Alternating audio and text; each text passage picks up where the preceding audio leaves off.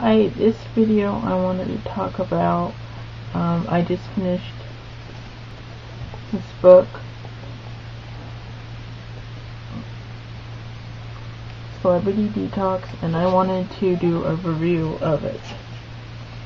And I wanted to read some parts of it, just a paragraph or two of it, to make you decide if you want to buy this book. I know a lot of people that watch my videos, well, I hope they watch them, are kind of on the fence about this book, if they want to buy it. People that checks Rosie's blog every day. It has a lot about Barbra Streisand. She went to pretty much every Barbra Streisand concert. She is doing a documentary about Barbra Streisand, and she talks about her mom, which is interesting to me. The more she talks about her mom and the more she talks about her kids, the better with me. I was also interested in The View, but not as much as I thought I was, apparently, because all that stuff, I was glad I knew it, but I wasn't that interested. She talks about how she said that when she was doing her show,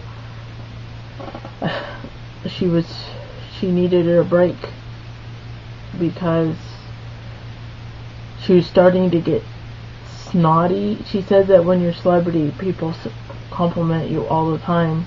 I didn't think about it this way. She said people compliment you all the time and you have such a big ego that she said, for example, when you stand in line at the DMV or a place like that, you think, well, like she would think, well, I'm Rosie O'Donnell, I don't need to stand in line, and she would have this big ego, but it was because everyone was complimenting her left and right. If someone said a bad thing, she would say, oh, well, they were mean, and so I think that's why she accepts mean comments on her blog sometimes. When she does comebacks to mean comments, is because it's just to, like she says, it's the balance. She needs to have people saying compliments and people saying insults, so she knows that not everyone likes her. And I don't know, I just like it that she does not just the biased comments on her blog as well. And I'm bad at reading out loud, so don't even. At some point in my childhood, my mother told me about Barbara Walters. Probably she pointed her out to me on the TV. This woman was a weather girl who worked her way up to being a co-anchor with Harry Reasoner, who interviewed every world leader, and she did all this at a time when women were told it was impossible. She paved the way for Oprah and Katie Couric and Diane Sawyer and every TV newswoman, every female personality for that matter. My mother recognized Barbara Walters' meaning from the get-go. We used to watch Barbara Walters. My mother recognized that Walters was always imparting two levels of information, the spoken and implicit. The spoken was this, and that of day's news. The implicit was that was now possible for a woman to deliver that news. We watched Barbara Walters' phenomenal rise to the top. We watched more closely still the wide awake she left. The wide awake she left a path I think my mother wanted me to see. But Barbra Streisand was about the ultimate. She was basically, she talks about how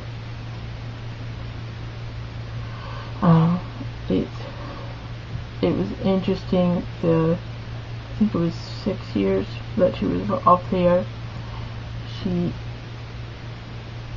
wasn't really noticed that much, and so that was a good thing because she could go out with her family and not worry about people coming up to her. Within a few days of being on The View, people would. She said that there was this one person that she went into the bathroom stall, and someone said that they were outside of the bathroom stall waiting for her to get out so they could give her a hug, so they could tell their friends that they got a hug from Rosie in the bathroom. She said that that was horrible because she felt like, you know, she couldn't go into the bathroom, so she just flushed the toilet and then hugged this person and then waited for them to leave. So, you know, that's gotta suck. And people are so hard on celebrities, and I mean, you go to websites like TMZ and Perez Hilton, which I don't, and you read those comments, and they are like, why would they say, like, they should kill themselves, they should hurt themselves because, they're nobody, they're washed up celebrities, and I mean, you've heard the comments, and I don't think it's very nice at all. I mean, just because you wouldn't say something like that to somebody that you know. You wouldn't say it to their face, and I think most of it's being cowardly, really, because you're not going to meet these celebrities, and that's what they enjoy. They enjoy yelling about people. So, anyway, and how Barbra Streisand feels to her, and how she went to the concerts, and how Barbra Streisand slept at their Miami home, and it was a favor through Barbra Streisand actually living there because they had reservations at a hotel that fell through. And then Barbra Streisand's people called Rosie's assistant, not her assistant, but her publicist, I think, or Kendall, and told her about Barbra Streisand. And then Barbra Streisand, when she stayed at Rosie's house, she left post-it notes all over the place. So, and she actually, because Rosie has a picture in the craft room. And then she says the first problem she had was that she refused to wear,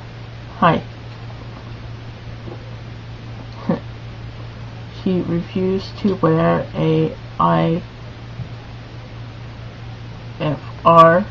I think it is called.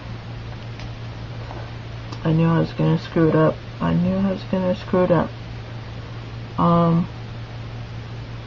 It's basically one of those things that the newscaster puts in their ear so people tell them what to say, and she refused to wear it. And everyone wore it except her. And then now Elizabeth and Joy doesn't wear it. And she said that that was her biggest triumph. Was one of her biggest. So, if you're a regular reader of her blog, you'll probably eventually get her book anyway, just out of curiosity. I don't think it was the best book in the world, but if you're interested in her and you have a good job and you can afford a book, all the net profits going to charity. She runs a charity for kids that are in a poverty. They basically live in the wrong side of the tracks and all that. And she basically, if they're really talented, they get a scholarship in a school that this year she's been running it for years, but this year she started a school that they go to in New York, that they live in the New York area, I believe, so they're not away from their family. So they do singing and dancing and that kind of thing. So I don't know if you think that's a good idea. I think it's a good idea.